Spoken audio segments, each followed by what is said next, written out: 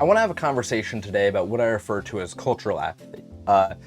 First and foremost, cultural apathy, term I totally made up. There's probably a real term for what I'm talking about here. I've seen many other people discuss adjacent topics. I don't know that real term, so I'm using this term, cultural apathy, because I think it well describes what I'm thinking of here, right? Basically, this idea that many people have noticed that it feels like our culture is in a stagnant place. I think we've had a lot of discussions on this show specifically actually about this topic. I think there was one called like, what is the look and feel of the 2020s? Questioning, like, is there like a new aesthetic, right? Like we think of the 80s, the 90s, we can easily think of things. But like, what does it mean to be in the 2020s right now? And, just having a conversation about that, I think that there is, first of all, it should be mentioned here, a very legitimate route to go down with this of cultural apathy is not happening. Like that there is a look and feel of the 2020s. We just don't know it yet because we're still in the 2020s and people are making new inventive art. And this is just a fake thing that we're all thinking of because we're too self-aware of the moment we're in, right? Sure, if that's the answer, I think that's fine. However, upon watching the new Doja Cat music video today, of all things, I got thinking of this topic again, and I want to explore it. Just take for granted for a second. Let's just say it's true, right? Because I think there are many discussions we had about not being true, many of which we've had on this channel, but I want to just say it's true for the sake of this video.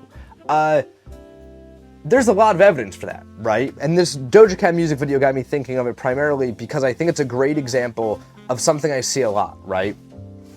So much of what the 2020s is extremely recycled, right? Like this Doja Cat music video, the reason it got me thinking of it is because, great song by the way, just want to throw that out there, feel like I should say that. It was doing like totally a 1980s aesthetic, very cool, it does it well, it was a great music video, but it got me thinking about this idea of like, like this doesn't feel as cool to me, right? And as cool to me in a certain vein, because I always remember being a kid, watching stuff from the 80s, being like, man, like my parents had the coolest stuff, right? I think that this is a experience that a lot of Gen Z specifically has had, of seeing all these things and being like, man, like the 80s seem awesome, like it seems like all this stuff was so cool, I wish there was still stuff like this around. And when I said stuff like this, I very much meant that literally, stuff in this aesthetic, in this vein, right? And since the time I was a kid, in the early 2000s to now, I think that there is more stuff like that around. Like we totally do have more stuff that is super referential of the 80s. Stuff that, I mean, if I was a kid and I discovered the Doja Cat music video that just came out 2 days ago now, I might even think it was from the 80s. Like that's how close a lot of this stuff is. And now that I'm at this age, watching it, now that it's here, I kind of realize like, the reason the stuff from the 80s felt cool to me, and very likely, felt cool to the people in the 80s, was because it was new, not because it was inherently great, right? Like having big giant spray hair and, using synths and disco and stuff like that, or like the specific look and feel of the 80s was not cool because that look and feel of leopard print in itself was just so awesome. It was cool because it was the new thing, the same way that the 90s were cool because that was the new thing. And as a kid, discovering all these things, I felt they were cool because they were the new things. I think that I should emphasize here, there are a lot of new things still today. And this is the part of this conversation they always seem missing when I see people talk about this. Because I see a lot of people talk about, our culture's stagnant, nothing is new, nothing is cool. And that's not true. There's a ton of new stuff. I mean, like, for an example, when this conversation kind of started, many years ago, since then you've had so many new styles of like rap music come out, right? Like the way that Playboi Carti redefined a ton of rap stuff in 2020 with Whole Lotta Red, like that's an example of a new thing, a new sound being big. Tons of genres that are new in that time. Like I feel like even hyperpop's a great example. Genre that is now pretty big, I'd say, and got big recently, and it's a new thing. It has some grounding elements in old things, as all things do, but it's still a new thing, right? The idea that, quote, nothing is new is inherently just, objectively wrong. There's tons of new things if you are interested in them, right? If Playboi Carti isn't your thing and you love rock music, Yeah, there's not as much. I mean, there's not as much that's genuinely a whole new style. Much of it is more referential, but there are still many new things. I think when we say there are no new things, what we're referring to is the lack of a consensus new thing, right? Like the 80s has a very specific look and feel as a decade.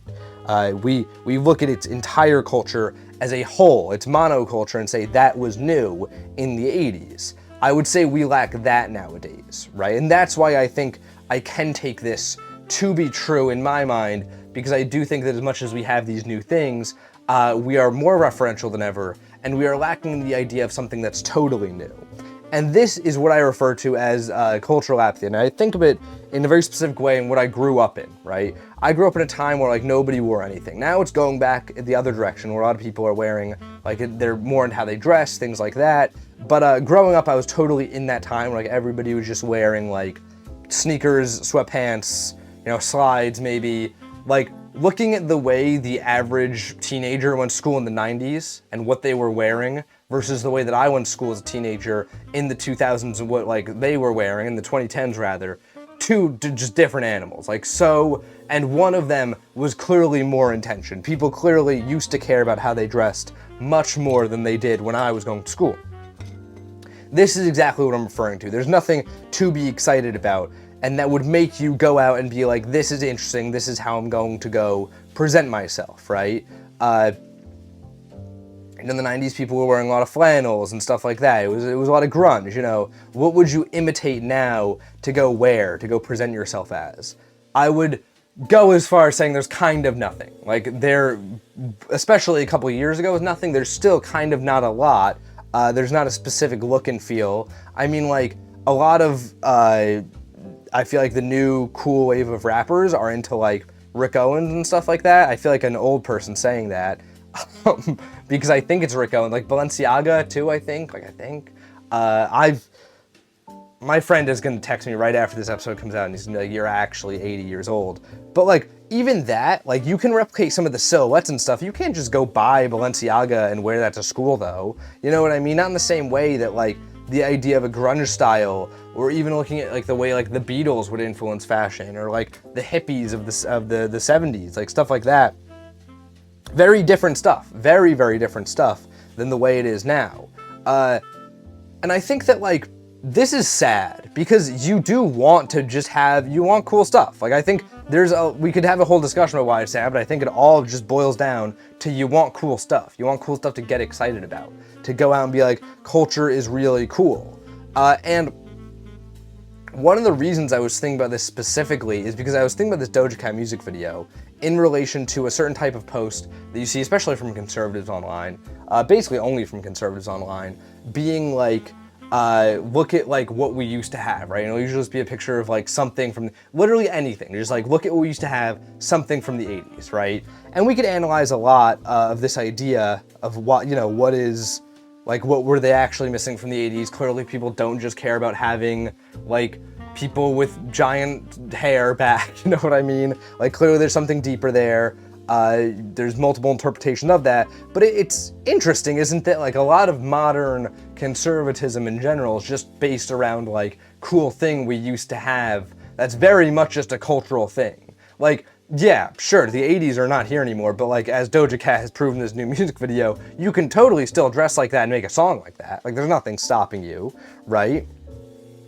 And for the sake of this analysis here that we're doing that has nothing to do with politics in general, only focusing on culture, I'm going to say that what a lot of people miss from a cultural lens, again, is this idea of having a culture that is alive, that is vibrant, that is constantly making new things. And then I want to ask the question, what's the solution to this? This is something that's clearly, whether I was aware of it or not, bothered me as a person since I was a kid, right? And like over the years, I do feel that now I have, in my own personal life, solved it. And my answer is going to be very bad, I want to say, because like, there is no, we can't, I think the answer on a personal level is like probably political in some way, probably coming up with some sort of way to get back to the way of the 70s through the 90s where people had more free time, more time to make new things. Like back in the day, you could totally get your friends together to be like, we're gonna start a band in our garage, we're we're gonna be called like Fart Bomb, and we're gonna come with this new style, and that's how so many good things would come from people playing. Nowadays, it's like, hey man, I'm done with school, I'm gonna go DoorDash for 8 hours, scroll TikTok for 4 more, go to bed, get 2 hours of sleep, chug 300 drinks, wake up, go to school again, right? Like that's what, like things are different, right? So I think that's probably the answer. But on that's dumb. Like that's so boring to be like, the answer is that we need to, like, you know, pay people more. Like, you know, I'm not gonna end it with that. Even if I think that's the right answer, I'm not just gonna end this video like that. That's boring, right? I think that I want to talk about an individual answer to this, because there can be, right? Like I'm not gonna say that we can all solve it together as individuals, but you know, as an individual, you can do a little bit about it. You can kind of solve it for your own life at the very least. And in my opinion, I think that there is such thing as personal resistance to this, right? Because as much as, yes, we are in a time where culture is not moving as much, and because of that, like kind of trying to do anything super interesting is oftentimes even labeled as cringe or anything like that, right? I don't think that though this is something people want to be happening. Like, I think if you ask the average person, they would much rather have a culture that's alive and well and cool and all these things, right? So, asking the question, I think the answer then is to simply just like do interesting things. Like, just in whatever way you can, don't be culturally apathetic in your own regard, right? Like, in a way, I mean, this is the smallest, most dumb example. This channel I do here is an example of me being like, I'm gonna try and do a cool, interesting thing here, right? That I think is cool and interesting for myself, right? I mean, that's a great example of it. And I think that some people have DM'd me and even been like, I don't really like the series, but it's interesting and it's new, you know? And that is, I think, a great essence of what I believe the solution is. Not so much to start a new movement together. Like, I'm not saying that that's gonna happen, but I think more so as individuals, if you in your own life just try to do something, I think people really do respect it. Whether that's through your fashion, through your, you know, the music you listen to, in whatever way it could be, starting a club or something. I don't know, do people start clubs? Clubs don't really get started anymore, so scratch that.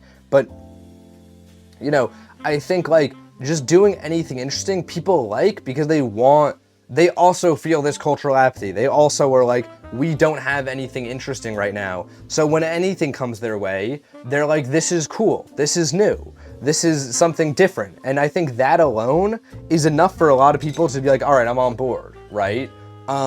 Because I think that I just think that's the solution. I think you gotta try and do cool, interesting things for yourself in your own life.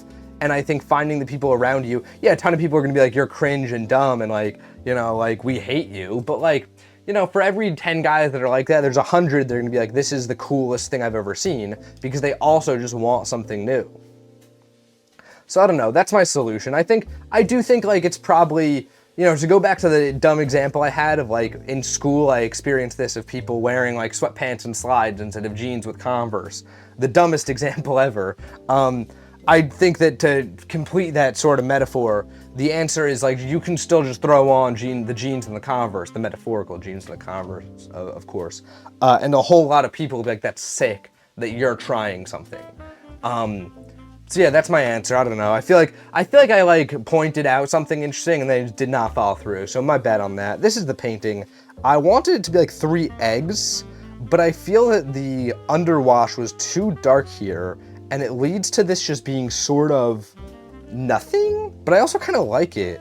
I also feel like, and this is, get ready guys, I'm about to make up some bullshit to make myself feel better at this painting, but I feel like this does reflect the conversation well, because I do think that sort of idea of cultural apathy is that there's something there, but there's actually no concrete form or interesting thing to take grip on, and I feel like this has sort of that same look of like, there's clearly something going on here. There are brushstrokes to grip onto and like something to look at, but it's kind of also just like, you don't really know what you're looking at. And I don't know, I feel it reflects it in an interesting way. So I'm gonna call this a win, even though it's bad and I don't like it.